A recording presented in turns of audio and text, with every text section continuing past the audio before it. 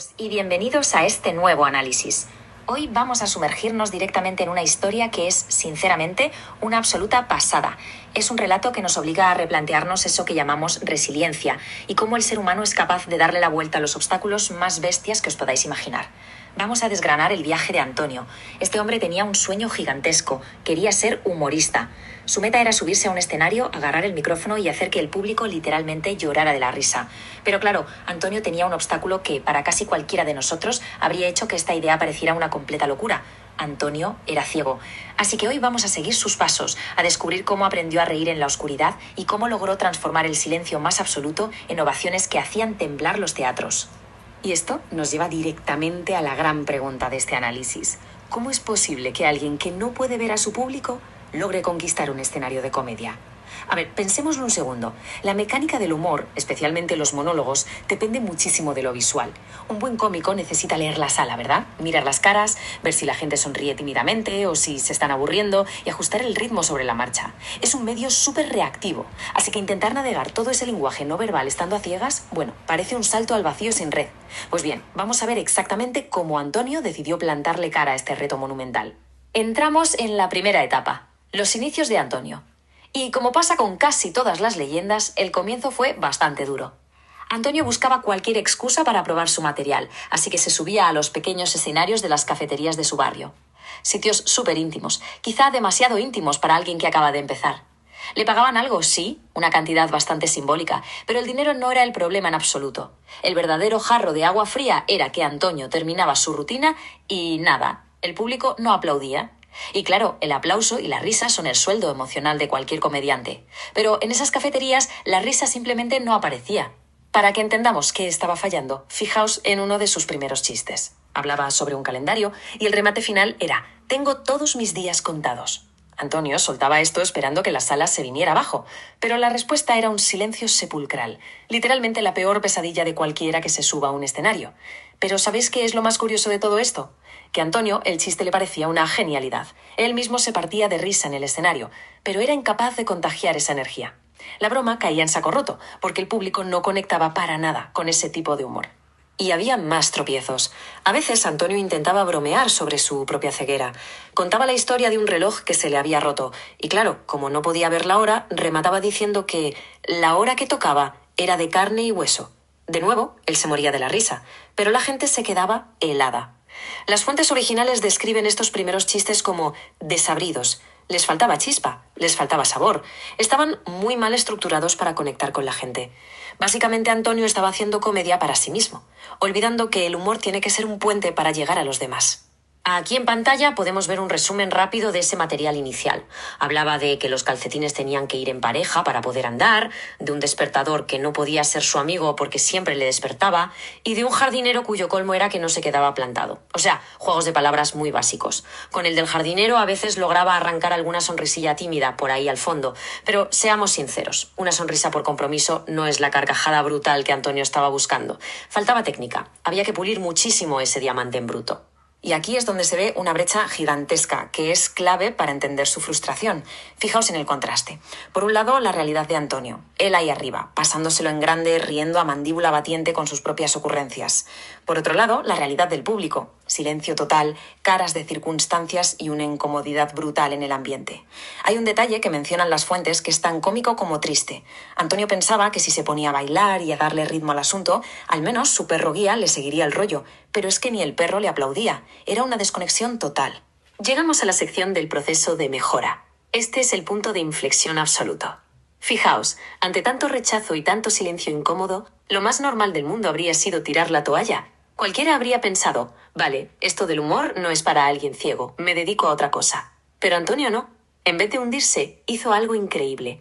Decidió parar, analizar fríamente la situación y trazar un plan estratégico para mejorar. Y aquí es donde aparece la verdadera genialidad de su método. La autodisciplina que aplicó es para quedarse boquiabierto. Primero, analizó ese silencio del público. Entendió que el problema estaba en cómo estructuraba y entregaba los chistes. Pero el paso número 2 es literalmente alucinante. Se puso a practicar sin descanso frente a un espejo.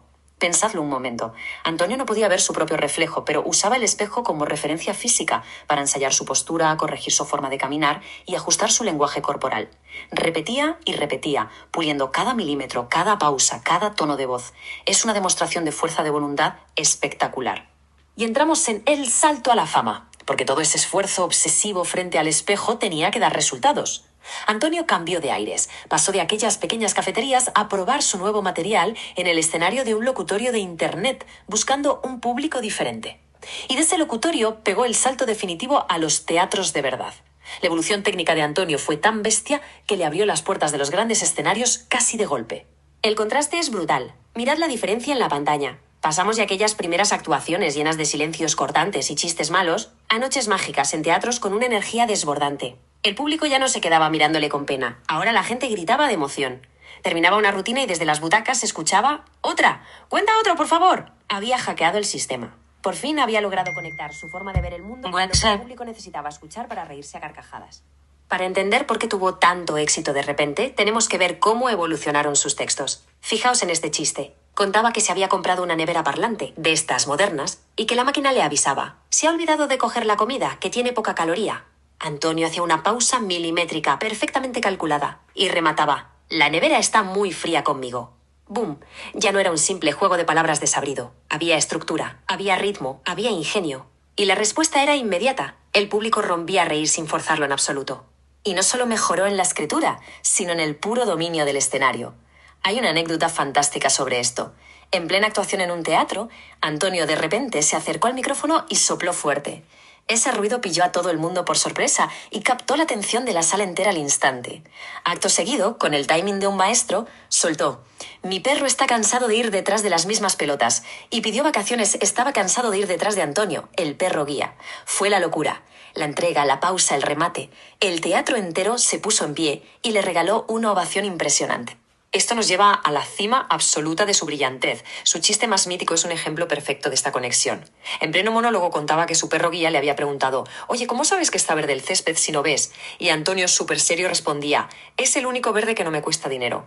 La genialidad y la ironía de esa frase eran tan buenas que el teatro se venía abajo. Las fuentes cuentan que la sincronización en el escenario llegó a ser tan mágica que justo en ese momento su perro guía soltó un ladrido, como si supiera perfectamente que él era el coprotagonista del chiste.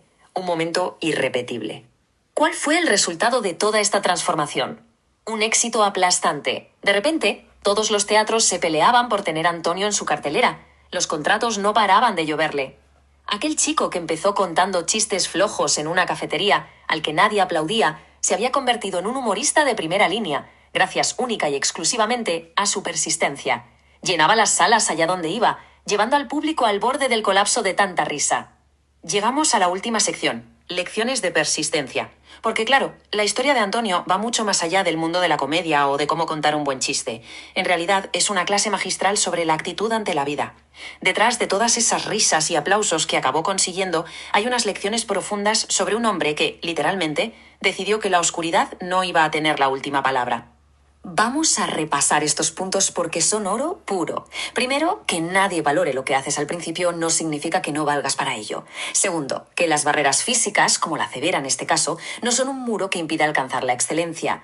Tercero, y esto es clave, el poder de la mejora continua. Ese acto de ensayar a solas frente a un espejo sin poder verte es la prueba de que con trabajo todo es alcanzable. Y por último, la lección fundamental de la vida: levantarse después de cada caída. Da igual cuántos silencios incómodos tengas que tragarte al principio, la única opción real es seguir hacia adelante. Para terminar, quiero dejaros con esta pregunta en pantalla. Cuando nos damos de bruces contra barreras que parecen completamente imposibles de saltar, ¿qué sueño vale realmente la pena defender hasta las últimas consecuencias? La historia de Antonio nos deja clarísimo que el tamaño del obstáculo da un poco igual si hay ganas de mejorar y te niegas a tirar la toalla. Esperamos que este análisis os haya inspirado y os recuerde que siempre hay que buscar el humor y la luz, incluso cuando todo alrededor parece estar completamente a oscuras. Nos vemos en el próximo.